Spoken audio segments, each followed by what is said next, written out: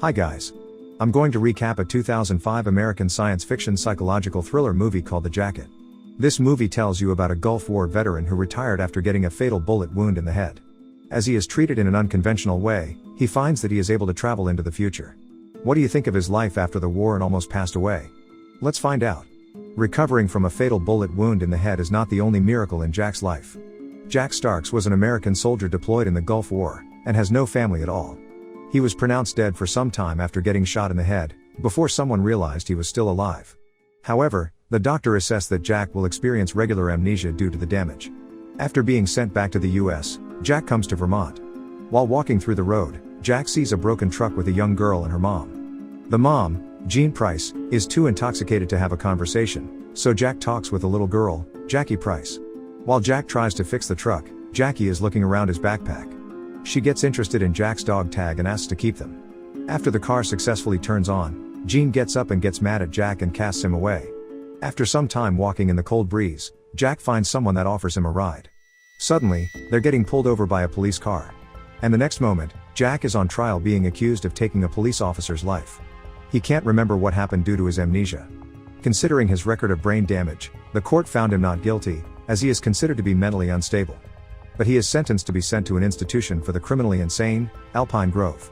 They're constantly giving him meds, until one day two nurses sedate him and bring him to the basement. They bring him to the morgue, where he meets two other doctors. Dr. Tom Becker and the younger doctor, Dr. Hopkins. Out of nowhere, they put him in a straitjacket, put him in a morgue drawer and left him alone, claiming it to be the new procedure to cure him. Inside, Jack is so frustrated and horrified. He gets flashbacks of the war and how he almost passed away. After 3 hours, the doctors come back and get him out. Not long after, Jack is watching TV when a man sits next to him. He introduces himself as Rudy Mackenzie. He claims that his wife puts him there, after he tries to take her life 30 times. But he also claims that he never had the intention of actually doing it. Then, a female doctor, Dr. Beth Lawrenson, approaches them and asks what they're doing, but Jack isn't a fan of small talk. The next session, Jack walks by himself to the morgue for another treatment, pretending to be compliant. But all of a sudden he grabs the jacket and strikes Dr. Becker. The other doctor and nurse rush to restrain him. After finally getting Jack inside the drawer, Dr. Becker leaves the room without giving them instruction of how long they leave him in there. Dr. Hopkins comes to Dr. Becker. The young doctor doesn't agree with this kind of treatment, which leads to sensory deprivation. But Dr. Becker still insists that this method can reboot the patients. In the drawer, Jack experiences flashes of memories from his past, before he finds himself standing at a small gas station. A woman comes out of the diner in front of the gas station. While walking to her car, she notices Jack standing there alone. She drives past Jack before stopping the car and backing up to him. The woman offers to give Jack a ride, but Jack hesitantly tells her that he doesn't have anywhere to go. She ends up bringing Jack to her house, then tries to find a shelter for him to stay but fails. So she decides to let Jack stay on her couch just for tonight. She then tells him to eat something while she takes a bath. Getting out of the bathroom, she finds Jack also making her dinner. He even arranges the table by putting a candle in the middle. Jack then mentions that he finds a rock with petal written on it in the freezer. At first, she gets mad at him for snooping, but then explains that it was a nickname from her mother.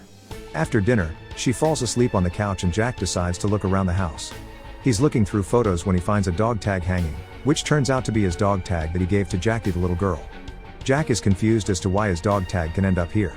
He then finds photo albums from her childhood, and the little girl in the photo is actually Jackie. Jack goes to wake her up and asks who's the person in the photo. She then explains it's her and her mother. Her mother passed away smoking cigarettes and burned herself a long time ago. Jack gets more confused because the accident is not even a year ago, so he asks her what year it is. After she says the date is December 2007, Jack freaks out. Then, he explains that he's Jack Starks, but Jackie gets more angry and says that Jack Starks passed away on New Year 1993 at Alpine Groves. Jack is still trying to convince her that he's Jack Starks, but she won't listen to him and kick him out of the house. The next time Jack closes his eyes, he's back again in the morgue drawers. In the morning, they finally get him out, after spending the whole night in it. Dr. Beckers blames Dr. Hopkins for leaving him all night, saying that as a physician he should have known to take Jack out without his order. Dr. Lawrenson visits Jack in the treatment room. She then finds Jack's body covered in bruises. She catches Dr. Becker outside, and asks to speak with him. She confronts him about Jack's bruises, but Dr. Becker says that it just happens sometimes. He also brings up Dr. Lawrenson's previous patient that she has failed to save, Ted Casey, telling her that he won't fail Jack like she fails Ted. Back from the hospital, Dr. Lawrenson also privately treats her friend's child who suffers from autism, Babak Yazdi. She gives the boy a toy to hold, but he isn't able to hold it. The next day, Dr. Becker approaches Jack to check on him, but Jack is still mad at him. He claims that Jack is delusional, but Jack is still sure that he knows what's real and what's not. Dr. Becker sits in front of him, telling him a story about Ted Casey and how he didn't even slightly regret his crime. After he's gone, Jack then takes out his .4 and walks through the corridor, then gets out through the back door. Dr. Lawrenson spots this action and follows him outside. She calls for Jack, but he keeps walking, saying he's not crazy, so he doesn't belong there. She also claims that Jack can tell her about his treatment with Dr. Becker, and if he wants, she'll help to make it stop. Jack refuses her offer because he feels like the treatment is making him feel like a different person. Hearing this, Dr. Lawrenson turns and starts to walk towards the hospital, and Jack voluntarily follows her. After getting sober from the drugs, Jack is having meals with Rudy. He's searching for information on the straitjacket treatment, but Rudy acts like he doesn't know what about it. But before he can ask further, the nurses come, causing them to pause the conversation. Then, Rudy gives him advice to just stay calm and don't freak out while he's in there. During a counseling session, Rudy is telling a story about how he gets recruited by a secret government organization, and Jack confirms his imagination, saying that he heard about them when he was still in the military. Then, they both start to shout and make a scene. The other patients freak out, and the room gets uncontrollable. The fact is, this is all Jack's plan, so that he can be punished to go back in the drawer and go to the future again. Once he's in the drawer, he reminds himself of Rudy's advice and repeats his word to stay calm. He then gets the memory of the day after meeting Jackie for the first time. After the officer asked them to step out of the car, the man immediately shot the officer. The officer defended himself by firing back, but he grazed Jack instead, causing him to fall unconscious. The man then shot again until the police passed away. He wiped his gun, threw it beside Jack, then drove away. Soon, Jack gets back to the future again. He enters the diner Jackie works at. She's surprised to see him again. After they sit together, Jackie starts to believe that Jack is really who he says he is. From what she knows, Jack Starks passed away from a wound to the head, January 1, 1993.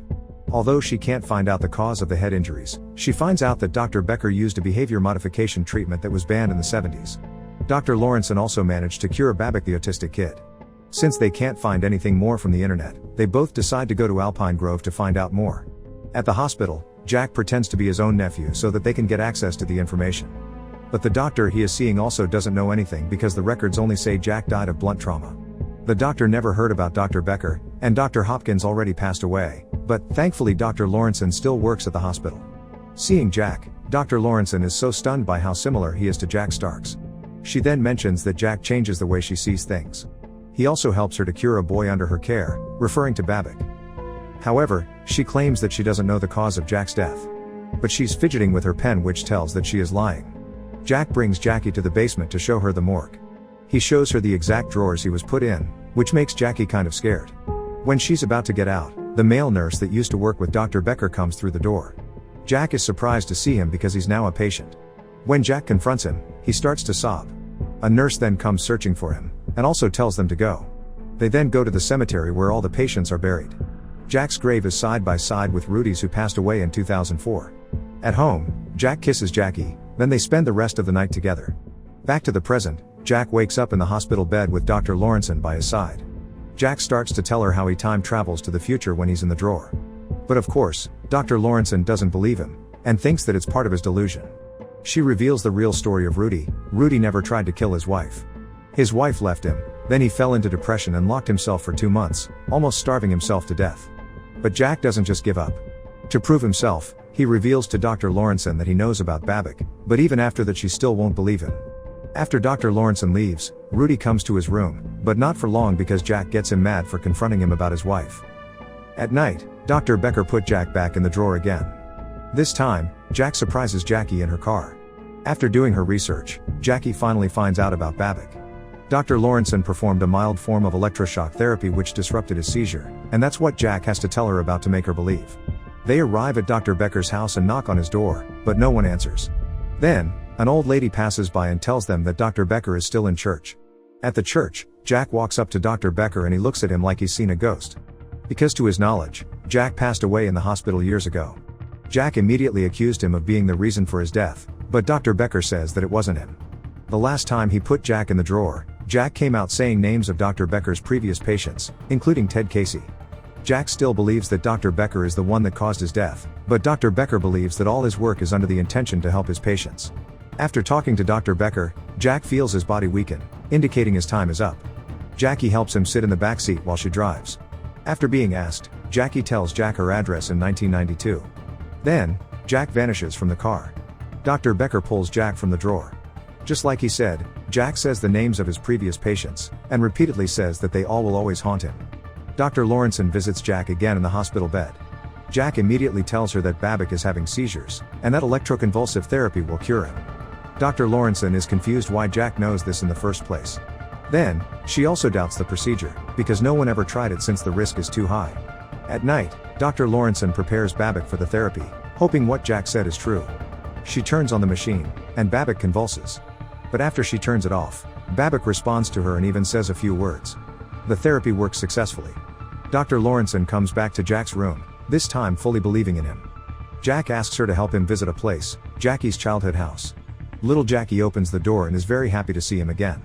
Jack then talks to Jean, very carefully to not scare her away. He gives her a letter, saying he gets everything she needs to know written down. Getting out of the door, Jack calls Jackie by her nickname Petal, which was given by Jean.